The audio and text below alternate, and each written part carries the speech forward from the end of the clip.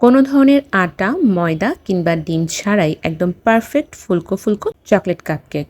Pancake তৈরি করার জন্য আমি এখানে ওরিও বিস্কিট নিয়ে নিয়েছি। একটা ব্লেন্ডার জারের মধ্যে দিয়ে দিচ্ছি বিস্কিট, চিনি, কোকো পাউডার আর বেকিং পাউডার। সবকিছু খুব ভালো মতো ব্লেন্ড করে একটা বাটিতে ঢেলে নিচ্ছি। তারপর লিকুইড দুধ দিয়ে খুব ভালো মতো হ্যান্ড হুইস্কের সাহায্যে মিশিয়ে একটা ব্যাটার তৈরি করে নিচ্ছি। অল্প অল্প করে দুধ দিয়ে ব্যাটারটাকে তৈরি করে নিতে হবে। ব্যাটারটা একদমই ঘন কিংবা একদমই পাতলা করা যাবে না। আপনারা অবশ্য দেখি বুঝতেই পারছেন যে কনসিস্টেন্সিটা কেমন হবে। কাপকেক তৈরি করার জন্য আমি এখানে একটা কাপকেকের মোল্ড নিয়ে নিয়েছি। অল্প পরিমাণে তেল দিয়ে প্রত্যেকটা কাপকেকের মোল্ড খুব ভালো মতো ব্রাশ করে নিচ্ছি।